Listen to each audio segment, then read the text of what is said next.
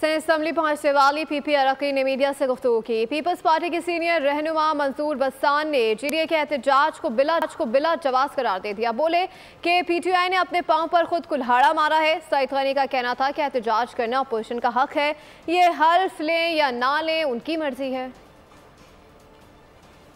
ये हमारा कसूर है, ये कसूर है, लेकिन तैयार हैं हम। अगर ये बेटा बाप कहें दोबारा इलेक्शन तो हम तैयार हैं। मुल्क में हालात सही नहीं रहेंगे और इमरान खान ने तो अपनी गलती से ही यानी यूं कहें कि पाँव पे कुल्हाड़ा मार करके पीछे कर दिया है पार्टी को।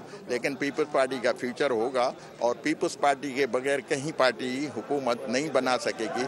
इसलिए इस मरतबा पीपल्स पार्टी काम भी करेगी इन फ्यूचर इन सिंध सूबे में और दूसरे इलाकों में।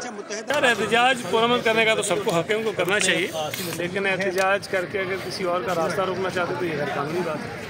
एहतजाज आए वो करें। इनसे क्या बातचीत होगी या बातचीत तो करने तो किसी से इनकार नहीं किया, बातचीत बिल्कुल करनी चाहिए। लेकिन ख़ासतौर पर जो GDA के दोस्त हैं वो तो बहुत बुरी तरह हारे हैं और उनके पास किसी के पास वो जो बाकी जगहों पर सब कह रहे हैं फॉर्म 45 हमारे पास है, उनके पास तो कहीं फॉर्म 45 एक हल्के का दिखा देंगे हमारे पास है और हमें हरा दिया तो मान जाएंगे। ये तो हलफ उठाने को तैयार नहीं है, क्या होगा? उनकी मर्जी ना उठे। सब्सक्राइब करें और बेल दबाएं ताकि कोई खबर रह न जाए।